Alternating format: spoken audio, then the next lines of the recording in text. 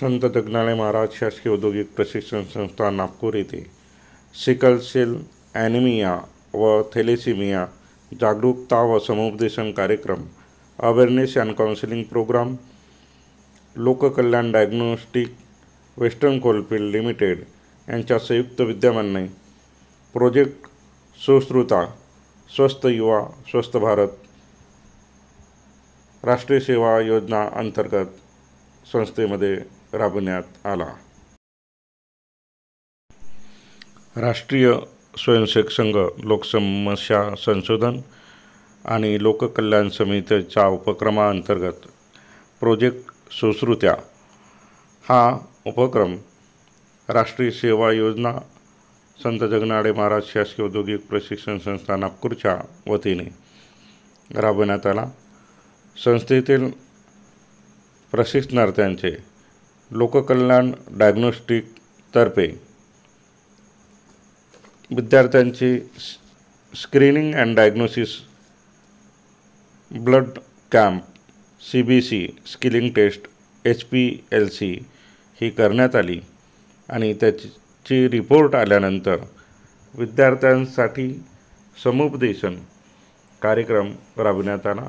Sickle cell आणि thalassaemia अंतर्गत जे प्रशिक्षणार्थी डिटेक्टेड झालेले आहेत त्यांची रिपोर्ट आलेली आहे, अशांसाठी हा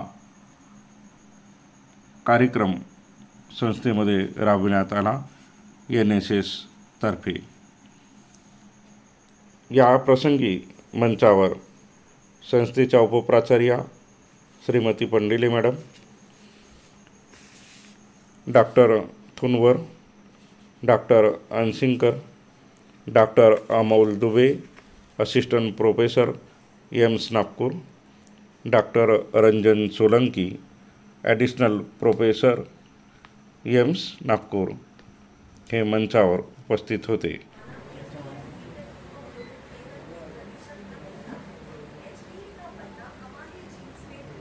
हा जो माझा आहे, हा जो रोग आहे, याचं सुद्धा आपण निर्मूलन करायचं आहे। म्हणजे कसं करायचं त्याच्यासाठी हा सगळा प्रयास चाललेला आहे।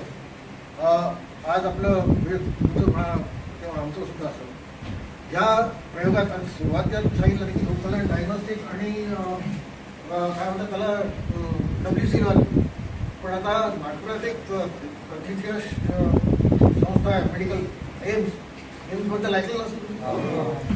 तर त्या एम्समधले डॉक्टर सुद्धा आज येणार आहेत आणि त्यांनी सुद्धा हा विषय आपल्याबरोबर पुढे न्यायचं ठरवलं।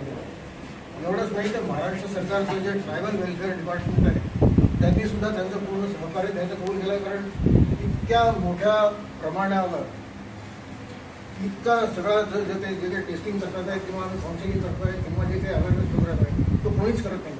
काय होतं आता सिकल सेलचा किंवा थॅलेसेमियाचा जर पेशंट असेल किंवा त्याला झाला असेल रोग तर त्याला डॉक्टरकडे नेतात, त्याला इलाज करता काय जे काही असेल ते, पण ते कशामुळे झालं आहे, त्याच्या आईवडिलांना आहे का नाही, त्याच्या पुढे आहे का, त्या पुढे आपण कसं थांबवू शकतो हा कोणी विचार करत नाही। तर ह्या सगळ्या बाबतीमध्ये आज आपण थोडासा विचार करणार आहोत। ठीक है, आप लोगों को कोई RBC निकले हैं, रेड ब्लड कॉर्पस्कल्स बोलते हैं। नॉर्मली इसका शेप जो होता है वो राउंड होता है, परंतु सिकल सेल एक ऐसी बीमारी है जिसमें जेनेटिक डिसऑर्डर की वजह से ये जो RBC है इसका शेप चेंज हो जाता है। इसका शेप सिकल सेल के, सिकल मतलब विड़ी या जिसको हसिया बोलते हैं, उस टाइप का हो जाता है। तो ये जो सेल्स होते हैं ये हमारे शरीर में ज्यादा दिन तक जिंदा नहीं रहते हैं, वो जल्दी मर जाते हैं। ये पूरे 120 दिन तक हमारे शरीर में जिंदा रहते हैं। ये जिनके शरीर में इस तरह के सिकल सेल पाए जाते हैं उसको हम लोग सिकल सेल डिसीज या सिकल सेल ट्रेट बोलते हैं। तो ये जो आनुवंशिक बीमारी है ये जो है डिफेक्ट, जेनेटिक डिफेक्ट की वजह से आनुवंशिक माता या पिता की द्वारा हमारे शरीर में आ जाता है और ये सिकल सेल्स जो है हमारे शरीर में जिंदगी भर रहते हैं। अब इन सिकल सेल का प्रमाण रहता है कि कितने परसेंटेज में है, इसमें 4 नॉर्मल है, बाकी सारे सिकल है। तो यदि आपका सिकल सेल 50% से ज्यादा होगा तो हम उसको सिकल सेल होमोजाइगस या सिकल सेल डिसीज बोलते हैं। और 50% से यदि कम होगा तो इसको हम लोग सिकल सेल ट्रेट बोलते हैं। ट्रेट का मतलब है बहुत माइल्ड बीमारी है, बहुत ज़्यादा तकलीफ नहीं है, बीमारी है तो है, इसमें हम लोग वाहक रहते हैं, हम लोग बीमारी से ग्रसित नहीं होते। वाहक मतलब अब हम लोग ये बीमारी दूसरी पीढ़ी में ट्रांसमिट करेंगे, तो हम लोग को इसका ध्यान में रखना है कि ये बीमारी हमारे शरीर में कितने % सिकल सेल्स हैं। यदि ये 50% से अधिक है तो उसको सिकल सेल डिसीज होती है। सिकल सेल डिसीज में आरबीसी का प्रमाण, हीमोग्लोबिन का प्रमाण जल्दी जल्दी कम होते जाता है, उसमें कमजोरी आती है, उसमें बहुत सारे सिम्टम्स होते हैं, जॉइंट पेन होता है, पेट में दर्द होता है, बहुत सारे उनको अलग अलग से तकलीफ होते रहते हैं। तो हम लोगों को ये पता करना है कि हम लोग अभी जो आपका ब्लड लिया है इसमें हम लोगों ने पता किया है कि पहले आपको सिकल सेल बीमारी है या नहीं है तो उसमें कितने % में आपका सिकल सेल है और कितने % में नहीं है। मतलब आपको ट्रेट है या डिसीज है। ट्रेट मतलब वाहक है या नहीं है, डिसीज मतलब आप एक्चुअली बीमारी से ग्रसित है। तो ये हम लोगों को पता किया है। एक ये बीमारी होती है, दूसरी जो बीमारी है वो थैलेसीमिया की बीमारी होती है। इस थैलेसीमिया की बीमारी में हालांकि इस आरबीसी का शेप गोल ही रहता है, परंतु ये डिफेक्टिव रहते हैं, इसमें जेनेटिक डिफेक्ट रहता है। इसमें भी वही प्रमाण होता है, जेनेटिक डिफेक्ट होने की वजह से ये जो आरबीसी है बहुत दिन तक हमारे खून में सर्वाइव नहीं करते हैं, जल्दी मर जाते हैं। इसका भी 2 प्रकार होता है, थैलेसीमिया ट्रेट या माइनर होता है। थैलेसीमिया मेजर और माइनर रहता है। माइनर में कम प्रमाण में रहता है, मेजर में बहुत ज्यादा रहता है। और जिसको थैलेसीमिया मेजर यदि डायग्नोसिस हो गया उसको हर महीने में 2 रक्त की आवश्यकता होती है।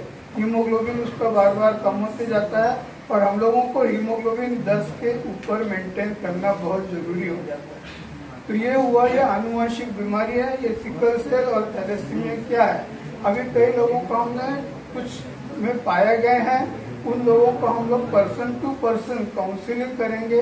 बीमारी है तो क्या करना है, बीमारी है तो हम लोग को घबराना है, नहीं घबराना है, हम लोग को उसके लिए आगे क्या करना है उसके बारे में हम लोग अभी हर एक का पर्सन टू पर्सन काउंसलिंग करेंगे। अब ये जैसे आनुवंशिक बीमारी है, ये हमारे माता या पिता जो है उसी के अंतर्गत हम लोग अभी ये प्रोजेक्ट में इसमें काम कर रहे हैं, हर जगह सर्वे कर रहे हैं। थैलेसीमिया बीमारी किस घर में है नहीं है तो हमको क्या करना है, जैसे मैंने बताया माता पिता का है तो उन लोगों का करना चाहिए, यदि पिता का आता है तो चाचा बुआ जी का करना चाहिए, उन दोनों का पॉजिटिव आता है तो उनके बच्चों का करना चाहिए। इस तरह हम लोग को हर फैमिली के अंदर सेम चीज, यदि मदर का पॉजिटिव आता है तो मामा और मौसी का भी करना चाहिए, उनके बच्चों का करना चाहिए पॉजिटिव आता है। तो नहीं आता है तो बहुत अच्छी बात है। तो हम लोगों को इस तरह हर फैमिली के अंदर हम लोग जाके, आपके जैसे भाई लोग हैं, मौसेरे भाई चचेरे भाई जो हैं, उन लोगों को भी बीमारी हो सकती है, तो हम लोग को उनका भी पता करना है। और यदि है तो उसके लिए हम लोग को क्या करना है, क्या नहीं करना है, हीमोग्लोबिन कैसे मेंटेन करना है, हम लोग को नॉर्मल जिंदगी कैसे जीना है, और आगे हम लोग को क्या क्या रिस्ट्रिक्शन है, खान पान की ओर किस तरह ध्यान देना है, क्या खाना चाहिए ताकि हीमोग्लोबिन हमारा एकदम 10 के ऊपर बढ़ा रहे। इस तरह से हम लोग इन सब चीज़ों की ओर ध्यान देना है ताकि हम लोग हमेशा स्वस्थ रहें और हमारी फैमिली से ये बीमारी जितना दूर हो सके उतना अच्छा। अभी आप सब लोग पॉजिटिव रहेंगे, दोनों में एक आधा ग्रीन है, आधा एक डिफेक्टिव है, नॉन डिफेक्टिव है दोनों में।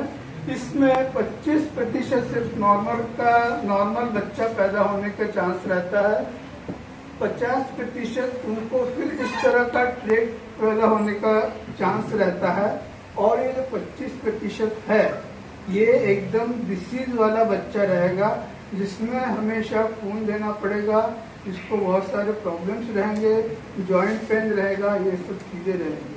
तो इन सब चीजों को ध्यान में रखते हुए हम लोगों को हमारा खुद का ध्यान रखना है, हमारी फैमिली का ध्यान रखना है, और आगे की पीढ़ी में ये बीमारी हम लोग ना पहुंचाए, इसके लिए हम लोगों को ध्यान रखना है। सदर